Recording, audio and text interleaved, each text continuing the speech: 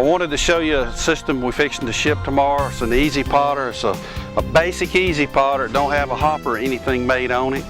It's a short machine. It's only about 9 feet long, but it's fed by a 9-yard hopper sitting at a 90-degree angle with the potting machine. But basically your flow of material is straight this way. So he's going to put the potting machine and he's going to put the 2 conveyors all under cover in one of those carports.com buildings about 40 feet long. The hopper from this point here back will be sitting outside of the cover. All this here will be under the cover. This portion of the conveyor and all of this right here. So he can have his pots right here. He can set his pots on right here. They'll go through the conveyor. The conveyors are going to move the pots forward. The pots are going to be filled. It'll pack them, it'll drill them.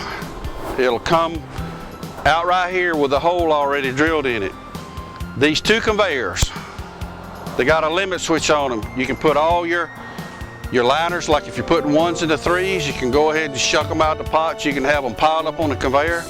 All this guy's got to do is stand right here and just reach right there. He's not having to walk anywhere, and take the 1-gallon liner and just pop it into a 3-gallon. So why have 2 conveyors? Well, if you got this thing cranked up and you're gonna do 35 a minute or something like that, you really need 2 people potting so they got time to pack the plant down in the pot. I've seen people run 40 a minute on these things, which is kind of fast, but anyway, nevertheless, you need 2 people. So you got 1 person here doing the same thing. So you got 1 20-foot conveyor right here. Your pots come off. They're putting the plants in the conveyor right here. Then you got all this room for a takeoff. So all your wagons got to do is come right through here. You got all of this room right here for pots to come off for loading on wagons. If you got a 20-foot wagon, it's perfect. If you got like 2 or 3 6x12 hooks together, tracking wagons, they're low profile, it's perfect. So as I mentioned, you got 2 20-foot conveyors right here, potting conveyors or takeoff conveyors. Something I want to show you about these conveyors. These conveyors have a B guide on the bottom.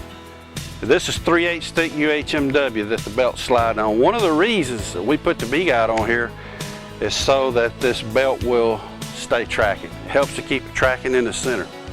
Because when you're potting on it, you're pushing down pressure on the top of your pot and you're pushing that belt that way. And what happens is, if it's not a B-guided belt, what it does is it pushes the belt over, it gets up against the bearing on the other end, it starts eating the edge of the belt.